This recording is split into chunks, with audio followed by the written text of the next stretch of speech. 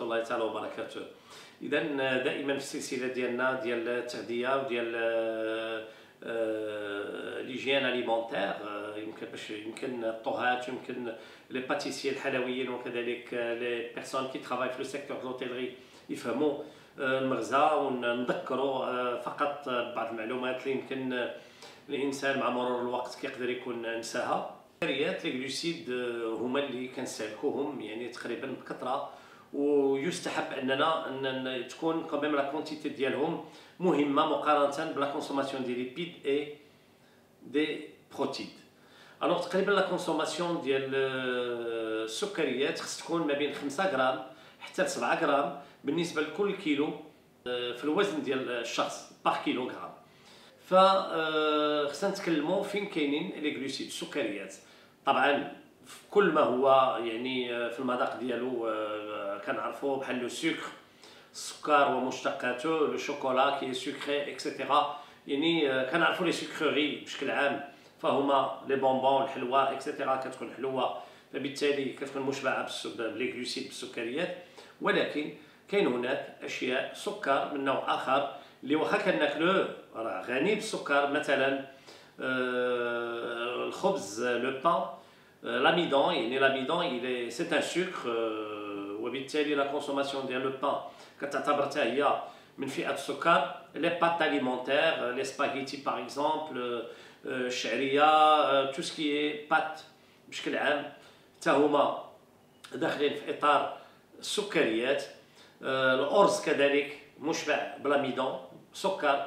البصل لونيون مشبع كذلك لو سكر.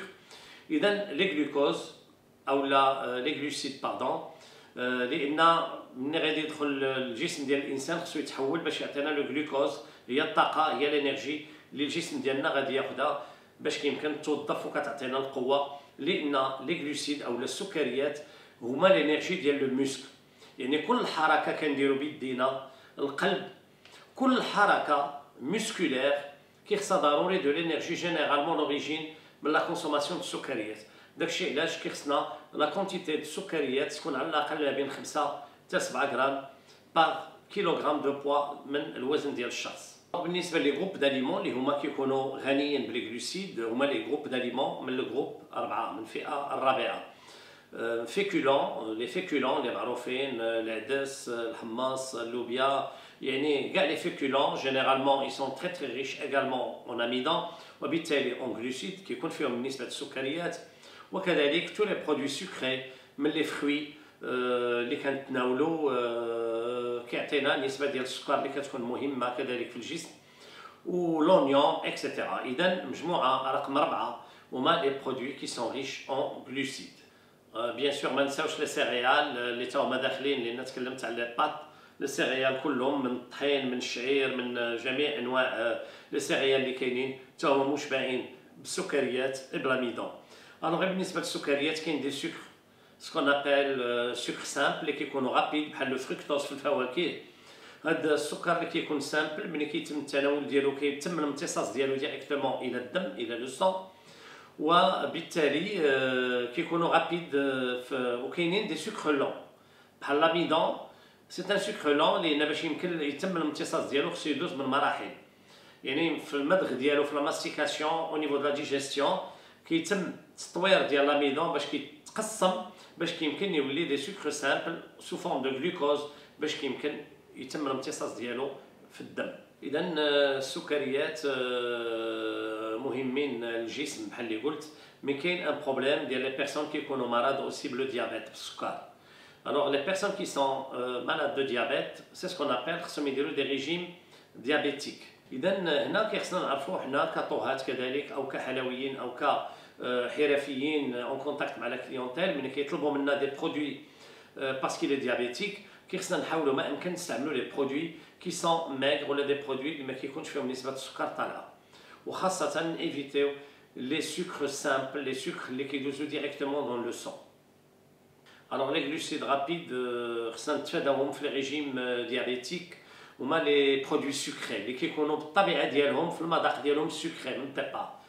جميع لي فروي كي سون ترو سكري، également جميع لو شوكولا باغ اكزومبل كي ترو سكري، وإلا استعملنا مثلا لو شوكولا، نستعملوا دي شوكولا اللي كتكون نسبة السكر فيه كتكون قليلة، يعني لو طو دو كاكاو تيكون ديال 80 أو 90%، كيكون امير كيف بالنسبه ديال الشوكولا الاخر.